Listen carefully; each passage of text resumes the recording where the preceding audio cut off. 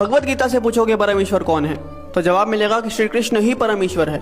और वहाँ आपको संत सूरदास जी, मीराबाई जैसे महान संत मिलेंगे जिन्होंने कृष्ण भक्ति में उस परम तत्व को प्राप्त कर लिया। आप शिव पुराण से पूछोगे कि परमेश्वर कौन है, तो जवाब मिलेगा कि शिव ही परम तत्व है। और वहाँ आपको ऋषि मार्कंडेय जैसे महान ऋषि योगी ज्ञानी मिलेंगे जो कि परम शिव भक्त हैं। कुरान कहती है कि खुदा सबसे बड़ा है। और वहाँ आपको फरीद जी जैसे महान सूफी संत मिलेंगे जिन्होंने अल्लाह अल्लाह की धुन से उस परम तत्व को प्राप्त कर लिया। और गुरबानी भी आपको एक ओंकार का उपदेश देती है। तो सवाल है कि इनमें से सही कौन है और गलत कौन है, और जवाब है कि इनमें से सही तो सारे हैं, लेकिन गलत वो इंसान है जो इनमें से किसी एक पथ पे चलते हुए बाकियों का अनादर करता है, अपमान करता है। इसीलिए कबीर जी ने कहा था कि कबीरा कुआं एक है, यानी कि वो जो परमात्मा है वो एक विशाल कुएं की तरह है और पानी भरे अनेक, यानी कि हम और आप अलग अलग नामों से, अलग अलग स्वरूपों से उस भगवान को पुकारते हैं। लेकिन आगे कबीर जी कहते हैं कि भांडे ही में भेद है और पानी सब में एक। मतलब जो भांडा है यानी कि हम, भेद तो यहाँ पे है, क्योंकि आप इंसान को तो अलग कर सकते हो लेकिन भगवान को कभी बांटा नहीं जा सकता। अब प्याला चाहे सोने का हो या पीतल का,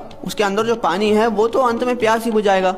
लेकिन अगर हम इस बात पे लड़ने लग जाए कि किसका प्याला ज्यादा बेहतर है, तो ना हम पानी पी पाएंगे और ना ही अपनी प्यास बुझा पाएंगे। जैसे दुनिया में हर जगह पे अलग अलग भोजन खाया जाता है, लेकिन हम कभी भी किसी और से जाकर इस बात पे तो नहीं लड़ते कि आप हमारी तरह भोजन क्यों नहीं करते, क्योंकि हमें पता है कि चाहे भोजन अलग अलग है लेकिन उसकी भूख और हमारी भूख एक जैसी है। हो सकता है कि वो ब्रेड खाकर अपनी भूख मिटा रहा है और हम रोटी खाकर, लेकिन उसका असर जो हमारी बॉडी पे होगा वो एक जैसा ही होगा। इसलिए हमारी पेट की भूख तो मिट जाती है लेकिन हमारी परमार्थ की भूख कभी मिट ही नहीं पाती। हम लड़ने में इतने बिजी है कि हमें खाने की यानी कि उस भक्ति को अनुभव करने की फुर्सत ही नहीं है। कबीरा कुआं एक है और पानी भरे अनेक, भांडे ही